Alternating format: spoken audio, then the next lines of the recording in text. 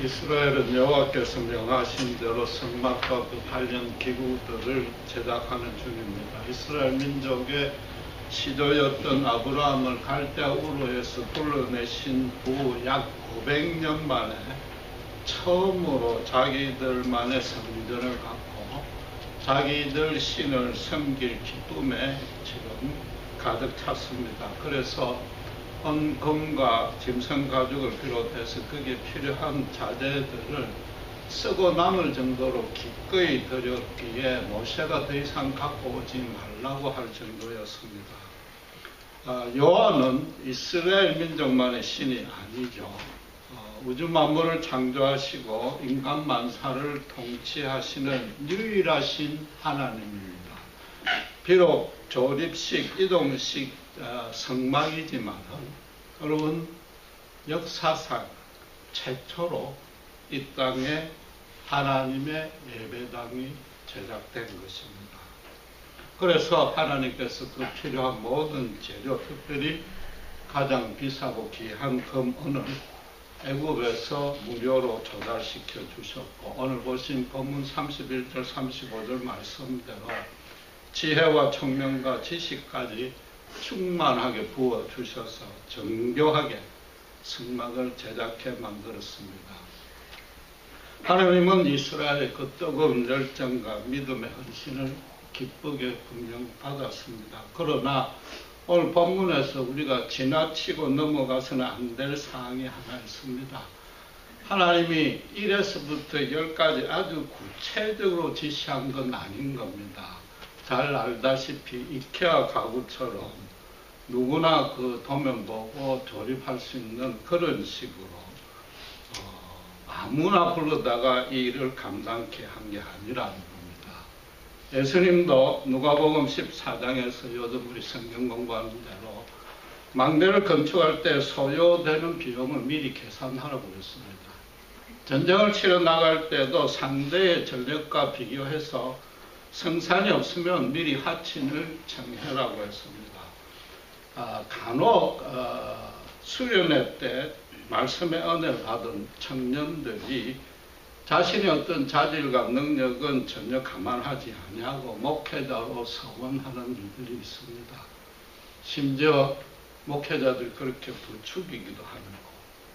또 어떤 경우에는 기도를 뜨겁게 하면 하나님이 교회를 크게 부흥시키리라 믿고 교회 형평가는 전혀 무시하고 아예 빚을 내서까지 교회 건축을 하는 일들이 있는데 예수님은 그런 일을 하지 말라고 이야기를 하는 겁니다. 예수님은 심지어 가장 영적인 사역인 전도 여행에 제자들을 내보내면서 영적이니까 돈하고 식량 갖고 가지 말라고 그랬단 말이에요. 그러면서 또 뭐라고 덧붙였습니까? 뱀처럼 지혜로워라고 했다. 하나님께서는 당신의 일을 당신이 주도하시지만은 신자들의 어떤 이성적인 분별력이나 현실적인 실력을 무시하고 무조건 밀어붙이는 법은 없습니다. 당연히 하나님의 일이니까 당신께서 주관하시지만은 처음부터 끝까지 그 일을 직접 수행할 자는 신자요. 그걸 책임질 자도 신자인 겁니다. 오늘 보신 본문도 이스라엘 백성들이 뱀처럼 지혜롭게 자기들 책임하에 이 성막을 제작했다는 얘기입니다. 먼저 30절에 하나님께서 부살레를 지명해서 불렀다고 합니다. 이게 선착순이나 무작위 추첨으로 일꾼을 선발한 게 아니라는 겁니다. 이름을 안다는 것은 우리 다 배웠다시피 유대식 사고로는 그 사람의 인격, 특성, 자라온 배경, 그 모든 것들을 개인적으로 체험적인 관계를 통해서 알고 있다는 겁니다. 그러니까 평소 부살렐의 성품이나 믿음은 두말할 필요도 없고 그 일을 맡길 만한 실력이 있으니까 하나님이 아시고 불렀는데, 더 정확히 말하면 모세가 그걸 알고 모세가 불렀다는 얘기입니다. 하나님께서 지명하여서 불렀다고 했지만은 이때 그냥 하늘에서 직통 계시처럼 하나님이 불살래라 이런 음성이 들린 건 아니라는 겁니다. 그런 어떤 초자연적인 사건이 일어날 때는 성경에 반드시 그렇다고 설명을 합니다. 그런 과정을 설명합니다. 대신에 여러분들이 구약 성경을 볼 때 꼭 하나 기억할 것은 유대인들은 모든 범사가 하나님께서 궁극적으로 주관을 하시고 그 배경에 하나님이 계시기 때문에 인간이 한 일도 마치 하나님이 하셨던 것처럼 기록하는 일들이 구약 성경의 거의 대부분입니다. 제일 대표적인 걸로 바로의 마음을 완악해 했다는 건데 바로 본인이 완악한 겁니다. 그러니까 지금 모세가 하나님께 성막에 대한 청사진을 받고 거기에 대한 소요자재가 뭐뭐다고 계시를 받은 후에 백성들에게 이걸 전했습니다. 그러니까 백성들 중에 재물이 있는 자들은 그걸 환불을 한 것이고 재물이 없는 가난한 자, 제주밖에 없는 자, 당시로도 블루칼라는 분명히 가난했을 것이니까 그런 자들은 요즘 말로 해서 재능 기부하겠다고 자원을 한 겁니다. 그러니까 36장 1절에 보면 버살렐과 오홀리압 외에도 이 일에 참여한 자들이 많은데 모세가 그들 중에서 이 공사를 책임질 만한 사람, 여러분 알다시피 그 대목수 같은 사람을 하나 세워야 되겠는데 그럴 만한 여러 후보들을 선별을 해서 기도를 하고 있었다는 겁니다. 하나님께 누가 책임자인지 기도하는 중에 하나님이 모세에게는 직접적인 음성을 들려줬을 수도 있고 성령의 미세한 음성으로 부살레를 세우라는 확신을 얻었다는 뜻입니다. 거기다가 모세가 평소에 이 부살레의 됨됨이를 알고 있기 때문에 그 기도 응답이 의심치 아니하고 이 성막 제작의 총감독으로 모세가 지명한 겁니다. 그리고 34절에 오홀리압은 그런 설명이 없으니까 아마도 부살레이 자기를 보조할 부책임자와 다른 그 자원자들을 교육시킬 담당자로 이제 선택을 한 겁니다. 그래서 이 성막을 직접 제작하는 과정에서 하나님이 개입하신 것이라고는 31절에 하나님께서 그들에게 하나님의 신을 부어주셨다. 그 외에는 없는 겁니다. 하나님의 신이라는 것은 알다시피 성령입니다. 성령의 인도하에 그 제작을 했는데 그들에게 그때까지 없던 재능이 갑자기 생겨난 건 아니다. 그러니까 여호와의 신이 부어지자 지혜와 총명과 지식으로 여러 일을 하게 했다고 성경이 말하고 있는 겁니다. 알다시피 지혜와 총명이라는 단어 자체의 뜻도 이미 우리가 갖고 있는 지식을 현실에다 적용하는 실력이 지혜단 말이에요. 그러니까 여러 상황이나 조건을 분석하고 비교하고 판단하고 선택하고 결정하고 시행하고 나중에 평가하는 그 모든 사고 활동을 성령께서 더 원활하게 작동하게끔 해주었다는 겁니다. 그러니까 32절에 부살렐이 금과 은과 노스로 제작하는 기술을 보완했다 그럽니다. 그러니까 이 부살렐은 이미 보석 세공 기술을 갖고 있었는데 지금 이제 하나님이 지시한 게 뭡니까? 언약궤요, 예물을 진설할 상이요, 7 꽃받침이 있는 등대요, 그 다음에 높바다 이런 것들은 부살렐로서도 처음으로 만들어 보는 것이란 말이에요. 그러니까 헌물로 바친 장신구나 그릇, 장식품 같은 것을 녹여 가지고 하나님께서 지시했던 그 모양 치수대로 만들 수 있는 방법을 부살렐이 생각해냈단 말이에요. 그 말은 부살렐 본인은 그만큼 금속 세공에 있어서 이미 수준급의 실력자라는 얘기라고. 여러분, 이처럼 신자도 반드시 현실적인 시력을 갖춰야 됩니다. 자기가 서 있는 위치에서 최선을 다해서 그 실력을 최대한도로 쌓아야 됩니다. 정치나 경제적이나 사회적인 면으로 높은 위치에 있어서 큰 영향력을 발휘하면 하나님의 일을 더 잘할 수 있다는 뜻은 아닙니다. 그래야만 전도를 더 잘할 수 있다는 것도 아니요. 또 그래야만 하나님이 더 큰 은혜를 부어주신다는 뜻도 전혀 아닌 겁니다. 지난주에 신자는 신자가 되기 전에 건전한 시민부터 먼저 되라고 했습니다. 왜냐하면 신자는 세상에는 속하지 아니해도 세상 안에 살 수밖에 없습니다. 그 말은 바꿔 말하면 믿음이 없는 사람과 항상 접촉하고 관계를 맺고 살아야 된다는 게 신자란 말이에요. 그런데 믿음만 뜨겁고 실력이 따르지 아니하고 뜨거운 열정만 있고 이성적인 분별력이 뒷받침이 안 되면은 어떻게 됩니까? 그 불신자들한테 자칫 광신자로 몰린다.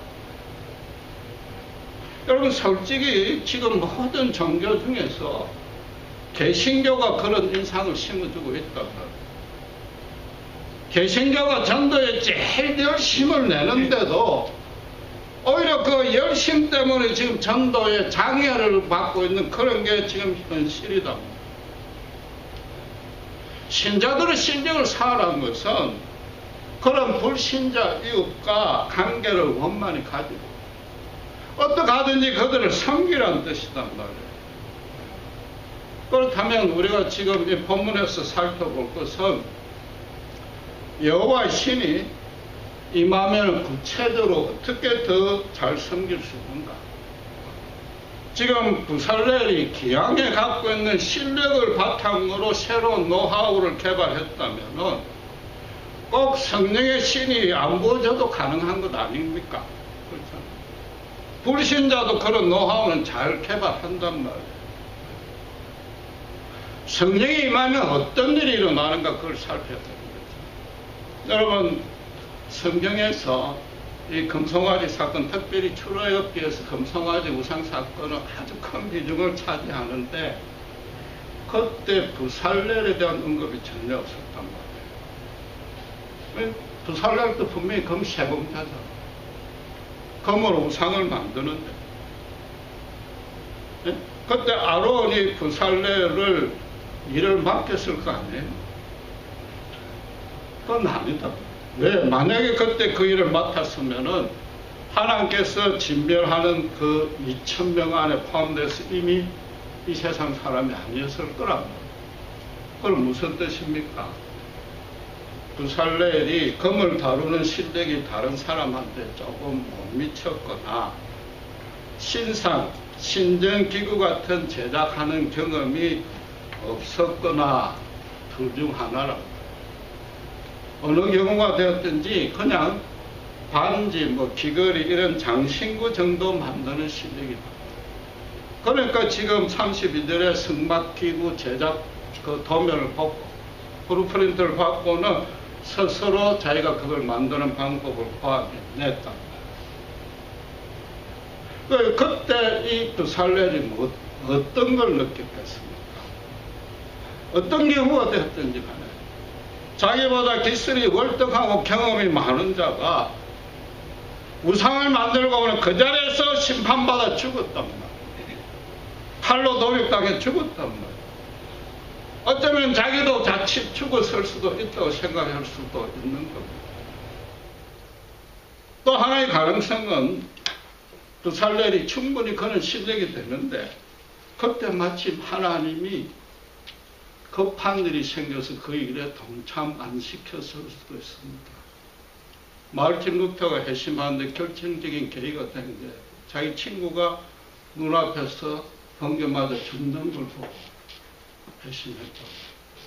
부살렐이 그 일을 겪고 나서 하나님께서 나를 살려서 바로 이 일을 맡기려고 나를 살려주셨구나. 나를 그 금송아지 우상 사건에 참여를 안 시켰구나. 그걸 분명히 깨달았을 거랍니다. 그러니까 하나님께 이제는 내 일을 가지고, 내 재능을 가지고, 내 전부를 내 일생 동안 하나님께 바치겠다는 결심을 했었거든요. 성령이 하시는 일은 하나님의 사람으로 바꾸는 겁니다. 그게 첫째 일인 겁니다. 여러분, 창세기 4장 22절에 두발가인이 처음으로 동철로 날카로운 기계를 만들었다고 나옵니다. 그 이제 문명을 개발한 거죠. 금속을 다루기 시작했다는 것입니다. 그러나 불행하게도 두발가인은 가인의 후예입니다. 아담이 타락한 후로 원죄하에 태어나서 하나님을 끝까지 거역하는 자 중에 한 사람입니다. 그러니까 그 문명으로 개발했던 모든 재능을 결국 어디에다 썼습니까? 우상을 만들고 바벨탑을 건설하고 그런 추악한 인간 본성이 여호와의 이름을 부르는 이스라엘만도 금송아지 사건, 금송아지를 만든 데까지 이어졌단 말이에요. 인간이 갖고 있는 지혜는 대단합니다. 하나님 주신 큰 축복입니다. 그게 얼마나 대단합니까? 인간은 얼마든지 장엄하고 화려하고 정교하게 만들 수 있습니다. 그러나 오직 인간을 칭찬하는 것밖에 없습니다. 인간의 이름을 내세우는 일밖에 하지 못한다면 바벨탑처럼 하나님은 끌어내리고 그 자리에 자기가 올라서겠다는 일만 하는 겁니다. 성령이 없는 불신자, 하나님을 모르는 자는 그 모든 지혜, 재능을 가지고 실력을 가지고 자기 주변을, 자기와 자기 주변을 풍요롭게 만드는 오직 그 한 가지 방향과 목적으로만 사용하는 겁니다. 성령이 임할 때 비로소 하나님을 목적하고 하나님을 소망하게 되는 겁니다. 하나님의 영광을 위해서 자기 전부를 드리게 된다. 신자들로 현실적인 실력을 갖추고 이웃을 선교를 할 때 성령의 충만하신 인도를 먼저 구해야 됩니다. 그래서 내가 하고 있는 모든 일, 심지어 말투, 표정 하나하나까지도 그 방향과 그것이 내포하는 의미와 가치와 목적을 오직 하나님 쪽으로 향하게 해주는 것. 우리 힘이 아니고 성령의 힘입니다. 무엇을 먹든 마시든 하나님의 영광을 위해서 해야 됩니다. 여러분, 세상은 하나님을 모릅니다. 모든 것을 눈에 보이는 것으로만 판단합니다. 이 땅이 전부 인생이 끝인 줄 압니다. 보이지 아니하는 것들이 거룩한, 보이지 아니하는, 이 보이는 것들이 보이지 아니하는 그런 거룩한 힘이 세상을 주도하고 있다는 사실은 전혀 모르는 겁니다. 이 땅만 전부인 줄 알고 영원한 세계가 있다는 걸 전혀 인정을 하지 않습니다. 그러면 신자가 어떻게 해야 됩니까? 어쩔 수 없이 그들에게 현실적인 예모로 다가가야만 되는 겁니다. 그 예모가 내가 현재 위치한 그 장소에서 내가 현재 하고 있는 일에서 부살낼 만큼 수준급의 실력을 갖춘 모습으로 다가가야 된다. 다른 일을 지도까지는 못해도 최소한도 도와줄 수 있는 자리까지 가야 된다. 여러분, 신자는 이렇게 돼야 되는 겁니다. 저렇게 실력이 많은 자가 어떻게 저렇게까지 겸손할 수 있는가요? 알고 보니 저렇게 바쁜 사람인데 어떻게 잘 알지도 못하는 나를 자기 가족 이상으로 시간을 내서 돌봐주고 있는가. 이게 단순히 수고, 희생, 경비를 들여서 도와주는 차원이 아닌 겁니다.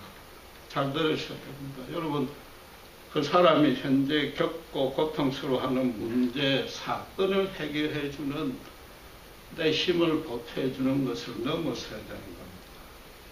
그 본인이 느끼기에 이 일을 해결해 주는데 도와준다기보다도 나를 도와준다는 인식이 들게 해야 된다. 힘든 일을 도와주는 게 아니라 힘든 사람 나를 도와주고 있구나. 나라는 사람을 불쌍히 여기고 있구나. 나라는 사람을 있는 그대로 인정해주고 있구나. 정말로 나하고 순전한 관계를 갖고 싶어 하는구나. 그 진정성이 느껴져야 된다. 나를 있는 모습 그대로 한 사람의 온전한 인격체로서 인격체와 인격체로 나를 대해주고 있는구나. 그걸 알게 해야 된다. 쉽게 말하면은 저 사람이 내 힘든 일에 조금 여러 가지 현실적인 도움을 줘서 나를 적선하고 있구나, 내가 구제받고 있구나 이런 느낌이 들기보다도 나라는 사람을 지금 도와주고 있구나, 나라는 사람을 지금 바로 세워주고 있구나, 그걸 느끼게끔 해야 된단 말이에요. 어떻게 그런 인식을 줄 수가 있는가? 우리는 못합니다. 성령이 와 있기 때문에 그럴 수 있다. 내가 그 사람이 상대가 처한 상황, 조건, 위치, 신분, 내적인 모습에 전혀 구애받지 아니해요. 재산, 가문, 학벌 전혀 차별하지 아니하고 한결같이 섬길 수 있어야 된다. 나아가서 그 사람이 내하고 있으면 불편하고 힘들고 짜증나고 기분이 나쁠 수가 있고 반대쪽의 입장에 서 있는 게 분명히 알 수 있는데도 나를 더 잘해주고 있구나. 최소한도 다른 사람하고 똑같은 사람처럼 동일하게 대우해주고 있구나. 그 인식을 줘야 되는 겁니다. 시쳇말로 사람 냄새가 나야 되는데 사람 냄새라는 차원도 더 넘어서야 되는 겁니다. 정말 저 사람이 사는 것이 참 인간이 사는 모습입니다. 내가 살고 싶은 모습이 저것이고 인간이라면 반드시 저런 모습으로 살아야 됩니다. 세상 사는 사람 모습과 전혀 다른 모습으로 태도로 섬기구나. 이게 성령이 하시는 거예요. 인간이 자연적으로 본성적으로 생리적으로 갖고 있는 것은 이기심과 탐욕입니다. 자존심이요, 자기 자랑이요, 자기 의뿐인데 그런 본성이 겉으로 안 나타나더란 말이에요. 그러니까 그 신자는 그 사람이 자기를 움직이는 게 아니고 뭔가 눈에 보이지 아니하지만은 거룩한 힘이 저 사람의 모든 삶과 행동을 조작하고 있구나, 붙들고 있구나. 그걸 상대가 깨닫게 해주는 게 성령의 역할입니다.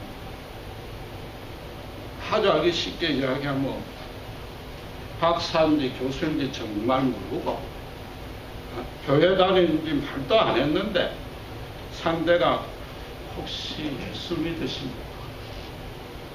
먼저 말할 수 있는 그런 모습을 해야 됩니다. 처음부터 종교로 접근하면 완전히 망문을 닫아버립니다. 하나님 보이지 아니합니다. 보이지 아니하는 하나님을 신자가 실현하는 사랑을 통해서 하나님을 보여주라는 겁니다. 제 얘기가 아니고 예수님 얘기입니다. 마태복음 5장 16절에 너희 착한 행실을 보고 저들로 하나님께 영광을 돌리라고 그랬습니다. 착한 행실이라고 그랬습니다. 바리새인처럼 경건한 모습을 보이라고 그러지 아니했습니다. 착한 행실이 뭡니까? 간단하잖아요. 다른 사람 힘든 거 도와주는 그 모습이다. 신자는 내가 처한 그 자리에서 모든 실력을 동원해서 아무리 사소한 일이라도 특별히 불신자들 도와줘야 됩니다. 그 작은 문제는 그 사람에게 작은 고민이요, 작은 스트레스요, 내적으로 심히 고통받는 일일 수 있습니다. 그 작은 것을 하나 함께 해주고 도와주면은 점차 그들의 큰 문제거리에 우리가 접근이 가능해집니다. 그들이 울 때 함께 울어줘야 돼요. 한숨을 쉴 때 옆에서 같이 한숨을 쉬어줘야 돼요. 사람은 영적인 존재입니다. 말 안 해도 영과 영이 통합니다. 알 수 있습니다. 그래서 그 사람이 어떻게 해요? 이 작은 고민을 해결해 주니까 이 신자에게만큼은 내가 정말로 내 속에 있는 더 큰 고민을 털어놓고 도움받고 싶다는 마음이 생긴다. 조언을 받고 싶다. 최소한도 기도라도 받고 싶다. 아니면 내가 털어놓기만 해도, 내가 이 사람과 잠시 함께만 있어도 나한테 참 위로가 되는구나, 그런 인식이 심어지게 돼야 된다. 그게 성령이 하는 역할인 겁니다. 여러분, 우리 스스로는 이걸 잘 모릅니다. 성령의 역사하는 걸 잘 모르지만 정말로 말씀과 기도에 매일 열심을 내고 성령의 인도하심을 구하고 내 자신을 죽이면 그 신령한 권능이 반드시 거룩하게 역사하는 겁니다. 그래서 그 상대가 점차 내면에 아주 깊은 문제까지, 부모에게도 털어놓지 못한 어렸을 때 상처, 분노, 트라우마 모든 것을 드러낼 수가 있고, 우리는 도와주지 못하지만 근본적인 치유의 강수인 예수 십자가 구원의 은혜로 한 걸음 한 걸음 그들을 인도할 수 있는 겁니다. 우리는 알 수 없어도 예수님의 십자가 동력자로 부름받고 있고 그 일에 쓰임받는 겁니다. 우리의 도움을 받은 상대가 여전히 돈만 밝히고 우리의 도움에 대해서 끝까지 거부할 수도 있습니다. 그러나 우리는 끝까지 그렇게 해요. 왜? 누가 택함 받은 자인지 모르고 언제 그 사람이 예수 앞에 항복할지 모르니까 그렇게 해야 됩니다. 여러분, 모든 인생은 시공간으로 제한받는 물질계 안에 삽니다. 신자도 마찬가지고 불신자도 마찬가지고 너무나도 유한하고 연약하고 불쌍한 존재입니다. 현실의 테두리에 묶여서 살 수밖에 없습니다. 돈에 벌벌 떨 수밖에 없단 말이에요. 현실에 분리된 영성은 기독교 영성이 아닙니다. 반드시 현실에 뿌리 박아야 돼요. 삶에 실제로 겪는 고통, 문제, 모순, 복음이 해결할 수 있는 거단 말이에요. 하나님의 말씀으로 기도로 해결할 수 있는 겁니다. 왜? 우리는 못하지만 우리와 함께하는 성령이 그럴 수 있답니다. 다른 사람의 어려움, 고통에 적극적으로 뛰어들어서 동참하셔야 되고 공감하셔야 되고 최소한도 그들과 함께 있어 주어야 됩니다. 그래야만 예수님의 복음의 생명입니다. 우리가 전하는 복음이 복음으로서 힘을 발휘하는 겁니다. 왜? 성령이 우리와 함께 하시고 성령은 예수님의 마음이요, 예수님의 권능이고 예수님이 이 땅에서 하신 일이 전부 그 일뿐이고 그 일을 할 때 죽었던 자들이 살아났답니다. 그게 무엇을 먹든 마시든 하나님의 영광을 위해서 하는 일인 겁니다. 그리고 오늘 본문은 한마디로 말해서 아트, 예수를 가지고 하나님을 섬겼다는 그 내용입니다. 이 예술이란 것은 현실의 고통이나 문제에 해결되는데 직접적인 도움을 주는 것도 아닙니다. 그냥 마음을 따뜻하게 조금 여유롭게 격려, 위로해주는 역할밖에 안 합니다.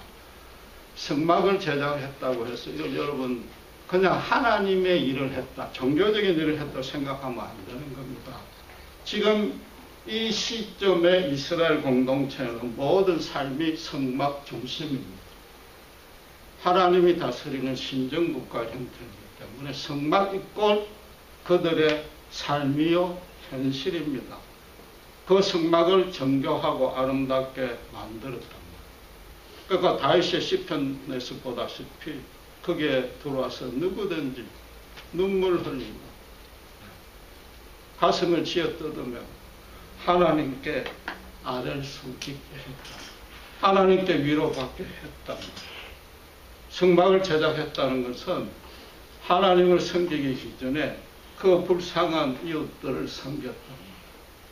사랑으로 섬겼다. 예술로 섬겼다. 직접적인 도움이 안 되는 예술로도 섬기는데 인생살이에 직접 도움이 되는 그 일을 하고 있는 다른 분야 종사자들이 왜 못 도우냐.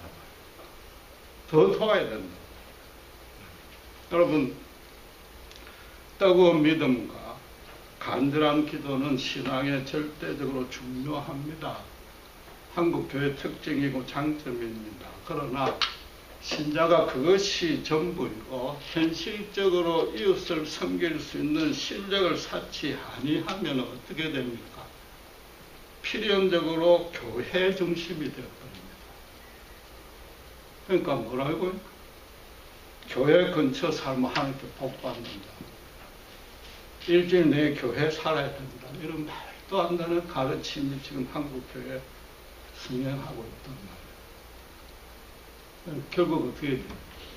우리 교회, 우리 공동체, 우리 구역, 우리 가정, 그것밖에 안 된단 말이에요. 성령의 역사를 우리가 스스로 축소하고 제한합니다.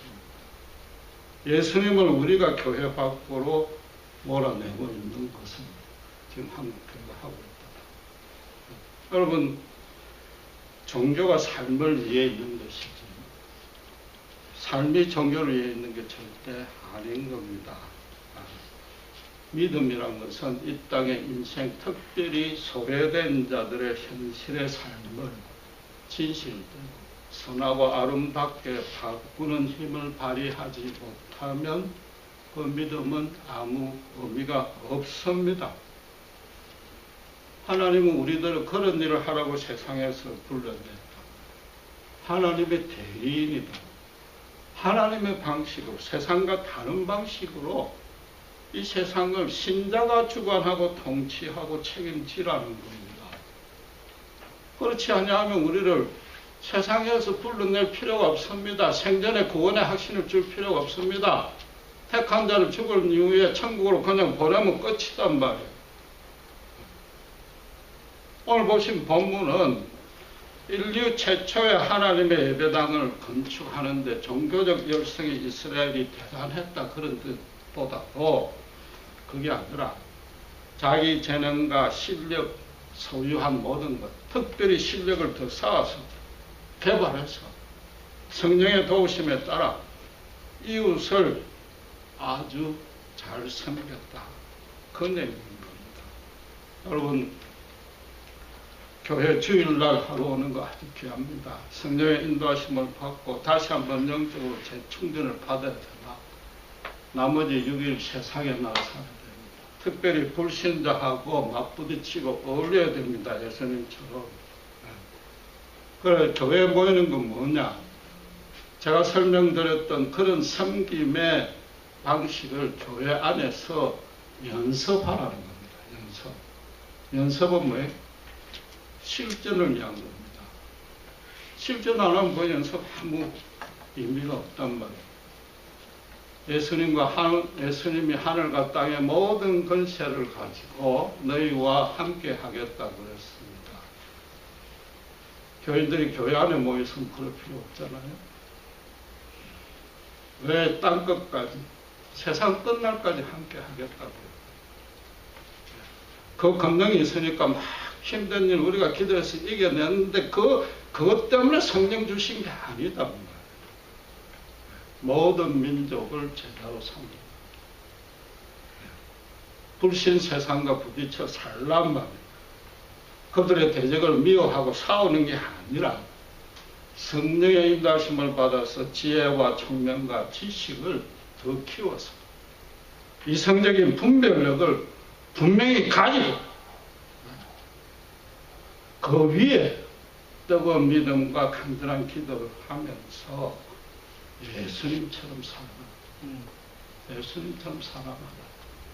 그러기 위해서 주님이 함께 하십니다. 기도하겠습니다. 하나님 아버지 하나님 감사합니다. 정말 우리가 주님께서 우리를 부르시고 하늘과 땅의 모든 건설을 함께 하시는 그 이유를 다시 한번 깊이 깨닫습니다. 성령은 오직 우리로 하나님의 사람으로 변화시키고 또 주위에 하나님을 모르는 사람에게 하나님의 사랑으로 그들 또한 십자가 구원의 은혜로 초대하라고 저희들을 부르시는 줄 믿습니다. 우리끼리 우리의 공동체 참으로 귀하지만 정말 현실의 삶에서 불쌍한 불신자들, 특별히 상처받고 외로우고 소외된 자들을 주님처럼 먼저 찾아가서 사랑하며 또 그리하여 우리 자신부터 사랑으로 주님의 사랑으로 충만해지는 놀라운 축복들을 놓치지 않는 우리 모두가 될 수 있도록 주님 저희들 붙들으셔 주시옵소서. 감사합니다. 우리 주 예수 그리스도의 이름으로 기도드렸습니다.